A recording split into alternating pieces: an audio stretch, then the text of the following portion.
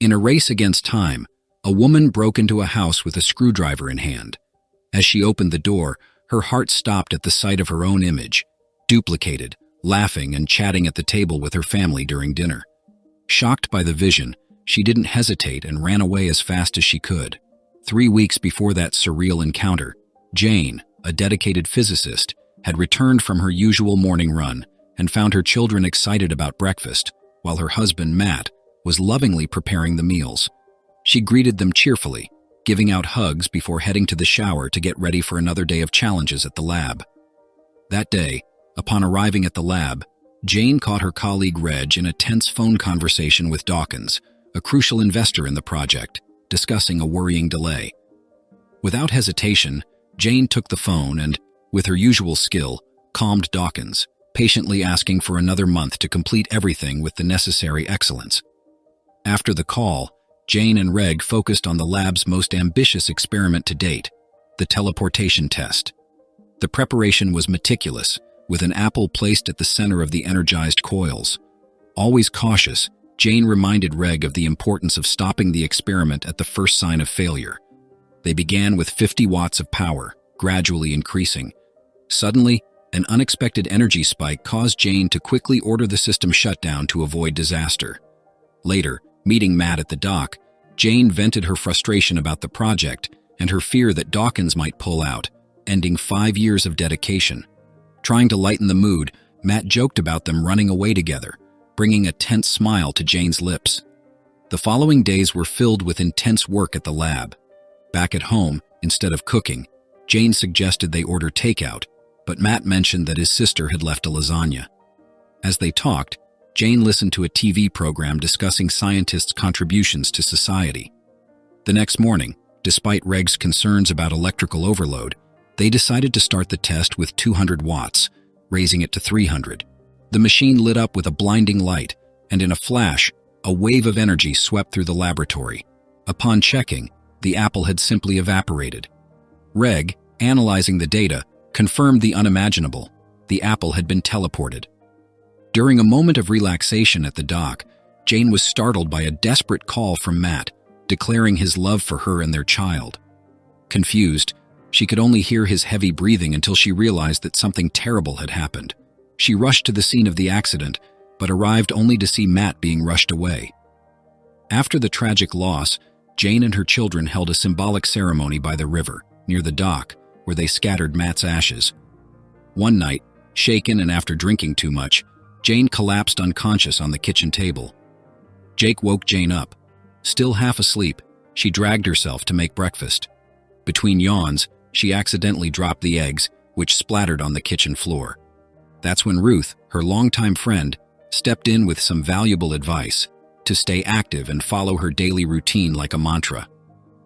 Jane then decided to dedicate herself to reviewing the data from her latest experiment. It was during this deep dive into the numbers and graphs that a brilliant idea struck her. She picked up the phone and dialed Reg, her research partner. She floated the idea that the apple, the subject of their teleportation tests, might indeed have reached the receiver.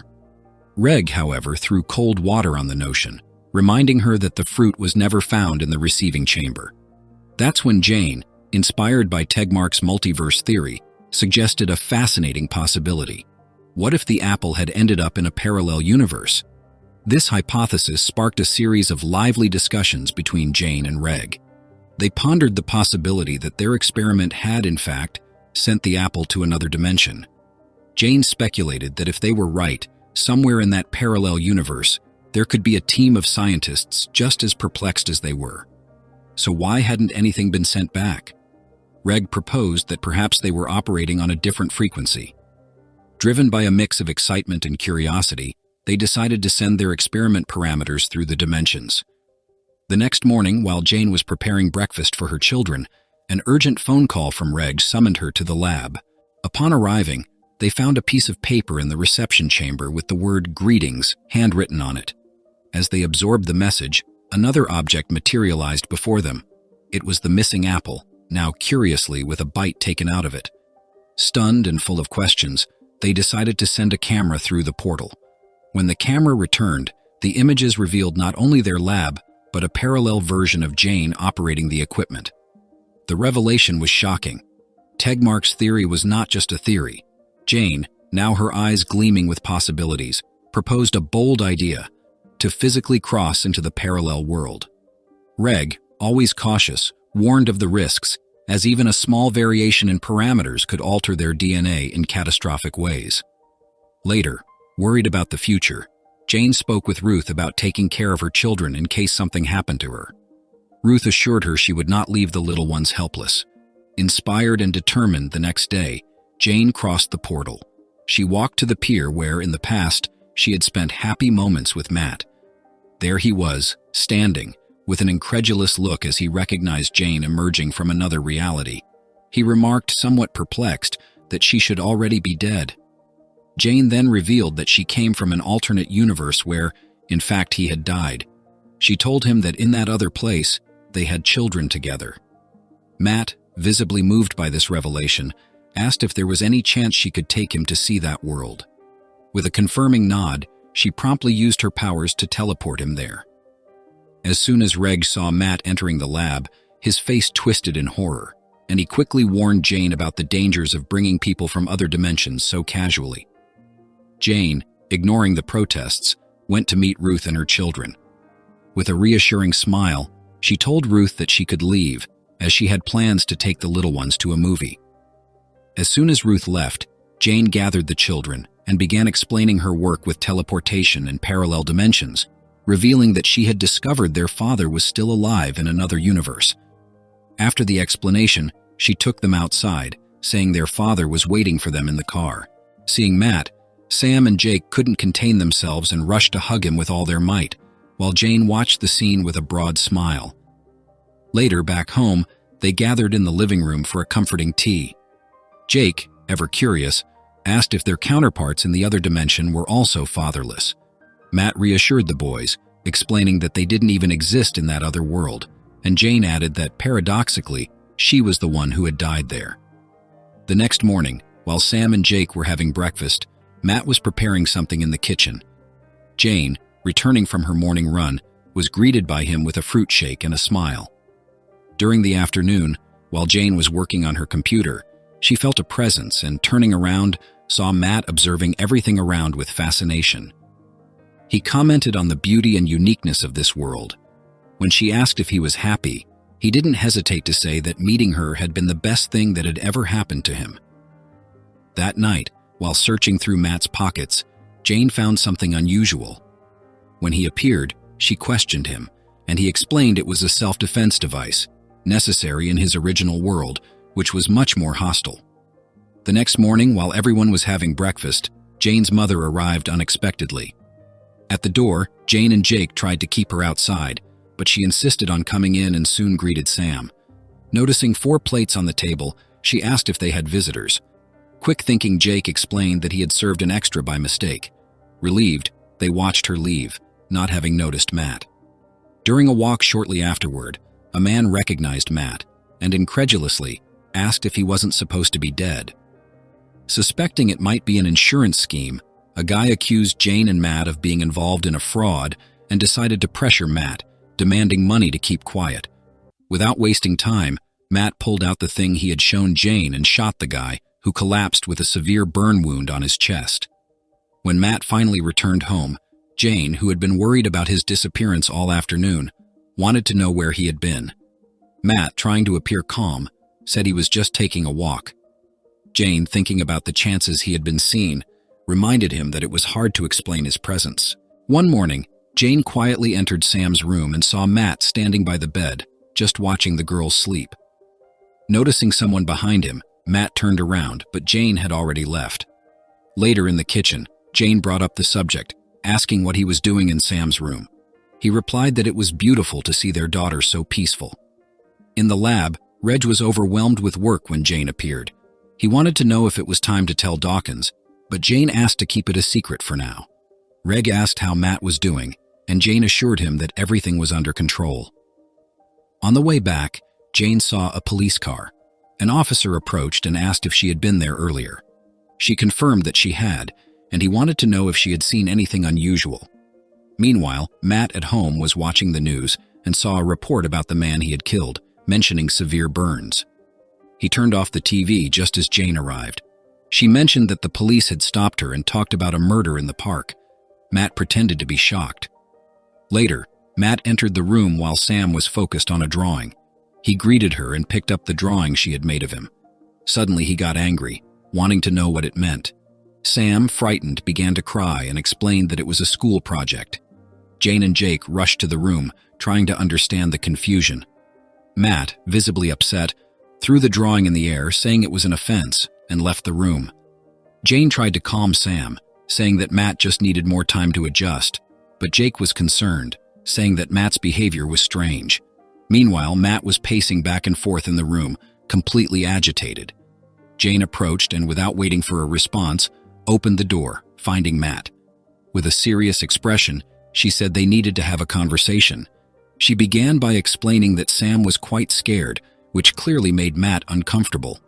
He acknowledged his overreaction in the situation, and Jane, thinking about the well-being of their children, suggested that it might be better for them to spend some time at their grandmother's house. The tense atmosphere grew when she questioned whether Matt was truly happy there. He, feeling cornered, retorted, accusing her of wanting to send him away, and even insinuated that she was threatening him. Jane calmly assured him that she would never do such a thing. Later, Jane took her children to Ruth's safe and cozy home. During the visit, Jane's phone rang. It was Matt, with a hopeful voice, asking if Sam had forgiven him yet. He wanted to know where she was, and Jane informed him that, after dropping off her children, she was heading to the lab for urgent research. Curious, Matt asked if she would encounter Reg there. Upon receiving an affirmative answer, he made a chilling remark, insinuating that Reg was more than just an assistant, and then abruptly hung up the phone. Arriving at the lab, Jane confided in Reg, admitting that he had been right from the start. Bringing Matt into her scientific world might have been a grave mistake. Determined to find out where things had gone wrong, Jane planned a trip back to Matt's world. Reg, ever helpful, prepared the teleportation chamber, and in the blink of an eye, Jane was transported. Upon arriving at the house she shared with Matt, she was met with a scene of chaos. Dirty dishes everywhere, a chair overturned. Heart racing, she went upstairs and upon reaching the bedroom, saw a silhouette under the covers. Fearing the worst, she pulled back the cover and her worst fear was confirmed. It was her own lifeless body with a fatal wound to the chest. Meanwhile, in the lab, Reg was startled to see Matt appear menacingly. With a firm voice, he asked what Matt was doing there, but Matt, ignoring the question, demanded to know where Jane was.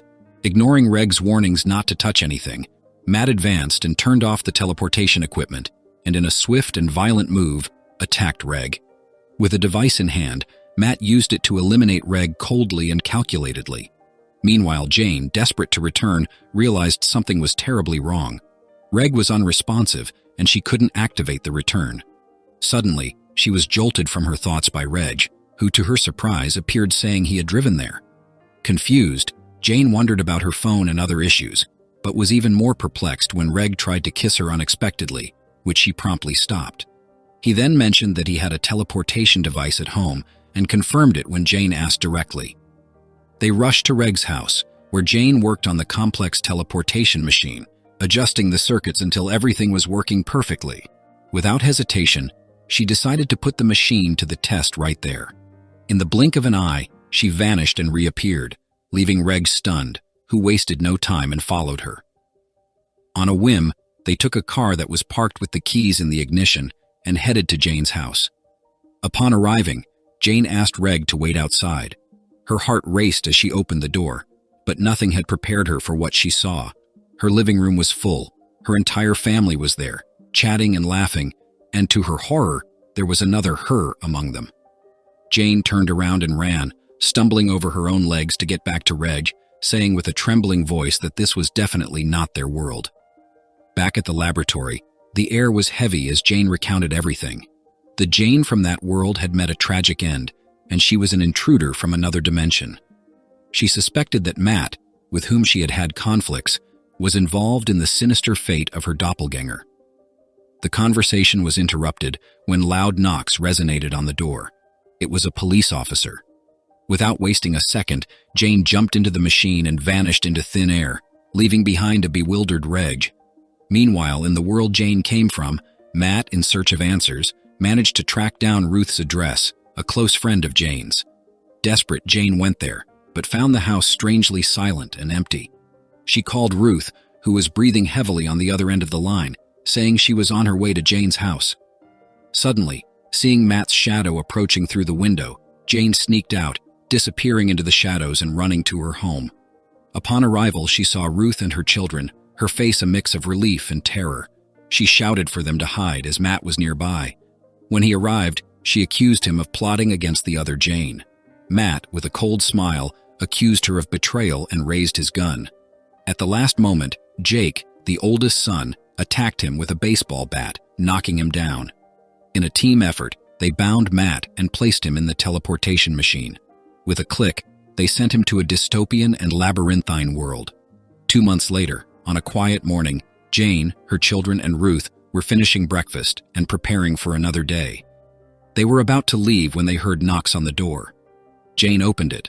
Her heart skipped a beat seeing Reg there, with a serious look. He simply said, "You're in the wrong world." Shock froze Jane's face as a whirlwind of thoughts flooded her mind, and thus the film concludes.